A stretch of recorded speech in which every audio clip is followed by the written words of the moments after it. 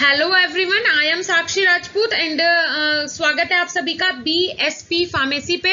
और आज का हमारा वीडियो मोस्ट इंपोर्टेंट होने वाला है, बहुत इंपॉर्टेंट होने वाला है आप लोगों के लिए, क्योंकि आज हम अपने इस वीडियो में डिस्कस करने वाले हैं कि किस तरीके से अगर आप कोई भी दो ड्रग एक साथ लेते हैं, किन्हीं भी दो ड्रग का अगर आप कॉम्बिनेशन लेते हैं तो वो एक साथ इंटरेक्ट करके आपकी बॉडी में कोई अपोजिट इफेक्ट अगर दे रही है तो उससे क्या क्या प्रॉब्लम हो सकती है।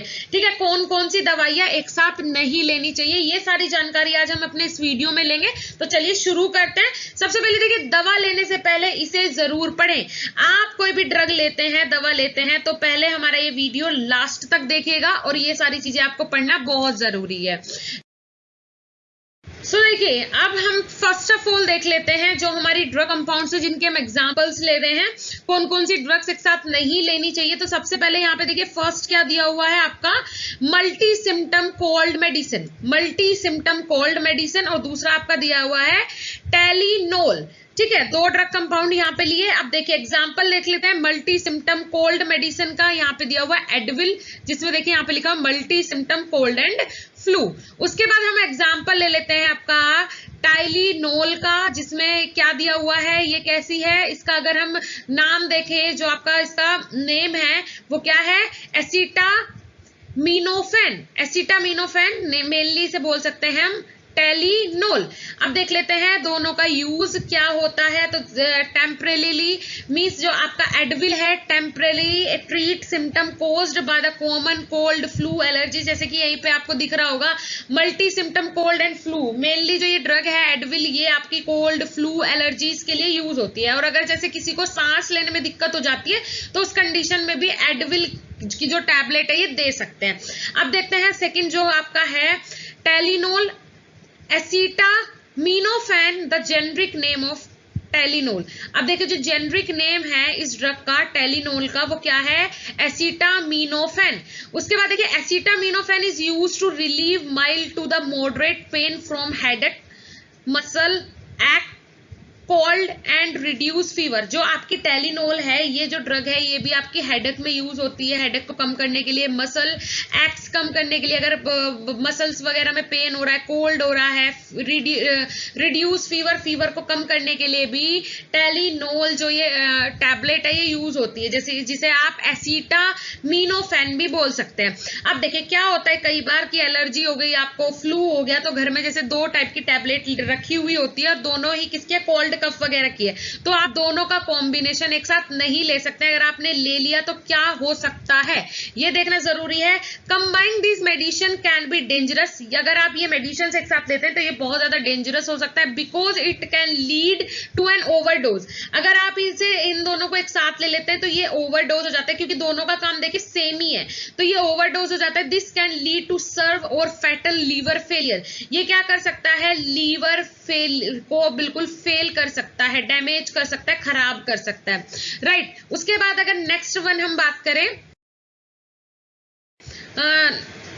सबसे पहले जो दिया हुआ है वारफेरिन, वारफेरिन एक ड्रग है। दूसरी जो ड्रग है वो है आइबुप्रोफेन। दोनों का काम क्या है, कैसे में इनका एग्जांपल हमने लिया है वारफेरिन का, टैबलेट बीपी उस 3 mg में ये है, राइट। उसके बाद यहाँ पे जो आपका आइबुप्रोफेन है ये भी आपका क्या है, ये 200 mg कैप्सूल्स हैं। अब ये दोनों एक साथ क्यों नहीं लेनी चाहिए, तो सबसे पहले वारफेरिन देख लेते हैं। ब्रांड नेम क्या है वारफेरिन का, कोमेडिन। कोमेडिन वारफेरिन का ब्रांड नेम है, इज अ पॉपुलर एंटीकोएगुलेंट। ये बहुत ज्यादा popular as a anticoagulant drug काम करती है, ठीक है। उसके बाद देखिए at a high risk of blood clot, जब किसी को हाई रिस्क हो जाता है ब्लड क्लॉट का और करंटली एक्सपीरियंसिंग ब्लड क्लॉट, और ऐसा लग रहा है कि हाँ ब्लड क्लॉट ही हुआ होगा और आप श्योर हैं, तो ऐसी कंडीशन में वारफेरिन दे सकते हैं, क्योंकि ये क्या होता है, ब्लड थिनर होता है, जो कि ब्लड में अगर कोई भी क्लॉट है तो उसे एकदम से क्या कर देता है, ब्लड को थिन कर देता है। उसके बाद देखिए वहीं पे आइबुप्रोफेन किस लिए यूज होता है, ब्रांड नेम क्या है आइबुप्रोफेन का, Advil. Motrin is a common over-the-counter painkiller classified as non-steroidal anti-inflammatory drug.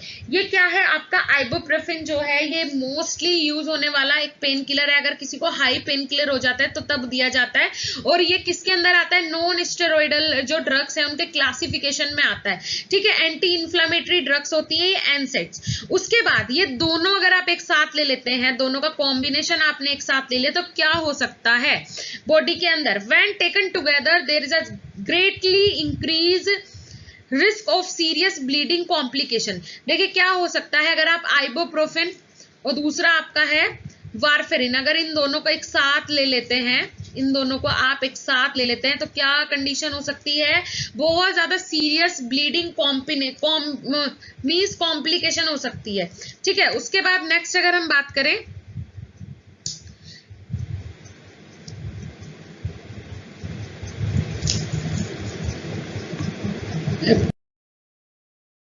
अगर मैं बात करूं तो नेक्स्ट हमने जो ड्रग ली हुई है वो है आपकी, नेक्स्ट ड्रग जो है वो है anti diarrhoeal medicine. Anti diarrhoeal medicine के बारे में बात करेंगे और इसे कंपेयर किससे करेंगे, मतलब अगर इसे कैल्शियम सप्लीमेंट्स के साथ ले लिया जाए तो क्या प्रॉब्लम हो सकती है. तो सबसे पहले देखिए यहाँ पे एंटी डायरियल मेडिसिन जो कि किसके नाम से आती है, इमोडियम के नाम से आती है, और दूसरा क्या है, ये एंटी डायरियल ड्रग है. उसके बाद नेक्स्ट अगर हम बात करें जो कैल्शियम सप्लीमेंट्स हैं ये क्यों नहीं लिए जा सकते हैं, क्या कंडीशन हो सकती है कैल्शियम सप्लीमेंट्स अगर आप लेते हैं.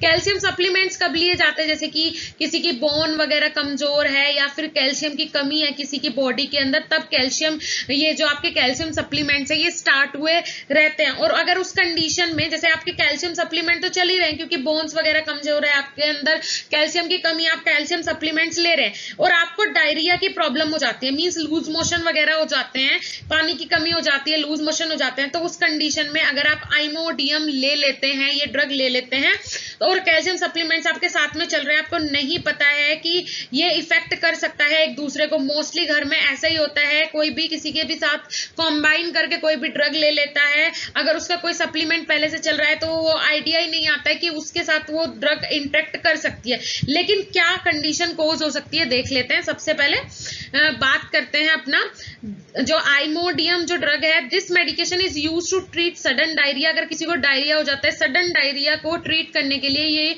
मेडिसिन यूज होती है, इंक्लूडिंग ट्रेवलर्स डायरिया. देखिए ऐसा होता है कि कभी किसी को डायरिया की प्रॉब्लम हो जाती है ट्रैवलिंग में, तो आपका आइमोडियम बहुत अच्छी ड्रग है जो कि अगर आपको ट्रैवलिंग में है और डायरिया की प्रॉब्लम हो जाती है तो बहुत जल्दी ये इफेक्ट करती है, इसीलिए ये आपका कैल्शियम सप्लीमेंट्स के साथ रिएक्शन कोज करती है.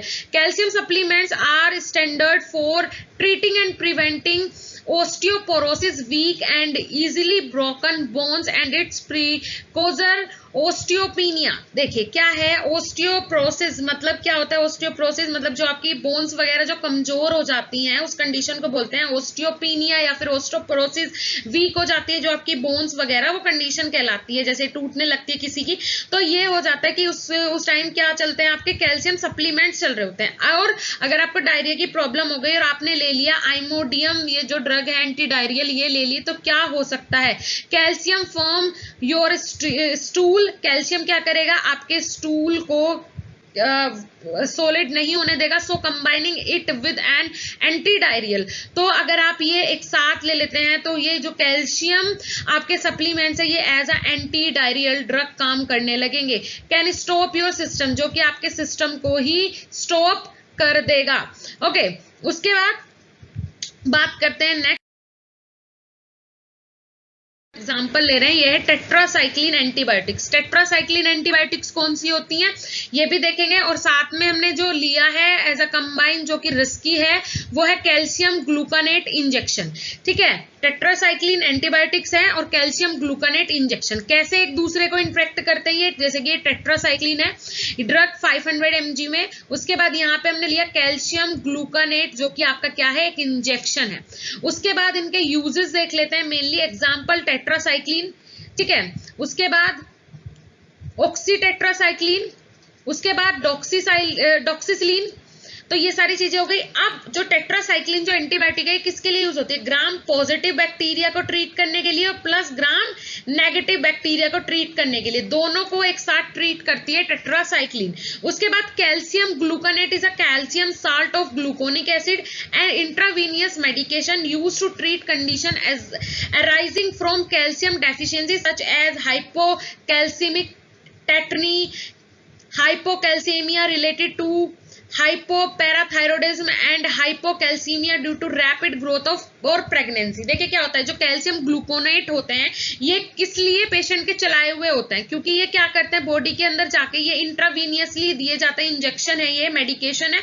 जैसे कि किसी के पैर में चोट लगी है, बोन वगैरह फ्रैक्चर है पैर में, तो उस टाइम ये इंजेक्शन दिए जाते हैं। किस लिए दिए जाते थे? जिससे कि कैल्शियम की कमी बॉडी के अंदर पूरी हो सके और इजीली जो बोन वगैरह है वो एक साथ अच्छे से अटैच होकर जुड़ सके। ठीक है, और भी बहुत सारी कंडीशंस में ये कैल्शियम दिए जाता है, जैसे कि हाइपोकैल्सियमिक टेटनी हो गया, हाइपोकैल्सीमिया हो गया, हाइपोपैराथायरॉइडिज्म की प्रॉब्लम हो गई। तो ये सारी कंडीशन में भी आपके कैल्शियम ग्लूकोनेट के इंजेक्शन दिए जाते हैं। अब टेट्रासाइक्लिन और कैल्शियम ग्लूकोनेट अगर एक साथ आपने ले लिया तो क्या हो सकता है? Calcium complex inactive the antibiotic which cause toxicity mean, calcium क्या करते हैं, जो एंटीबायोटिक है उसके इफेक्ट को क्या कर देते हैं, खत्म कर देते हैं, इनएक्टिव कर देते हैं। तो इससे क्या होता है बॉडी के अंदर बहुत ज्यादा टॉक्सिसिटी जनरेट हो जाती है और इससे लीवर डैमेज हो सकता है, राइट। उसके बाद देखिए वीडियो को शेयर भी करना है, दूसरे लोगों तक भी ये जानकारी पहुंचना बहुत जरूरी है, क्योंकि ये सारी मैंने कॉमन टर्म बताई है, कैल्शियम वगैरह चलते रहते हैं लोगों के, उसके साथ कौन सी ड्रग आपको लेनी है, कौन सी नहीं लेनी है।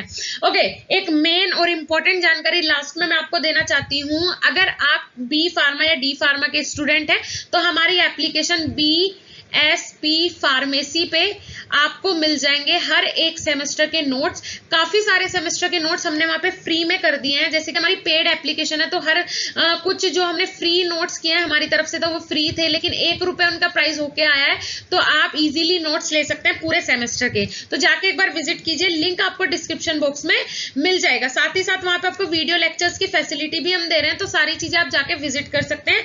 मिलते हैं ऐसे ही बढ़िया और इंफॉर्मेटिव वीडियो के साथ, तब तक के लिए धन्यवाद, नमस्कार।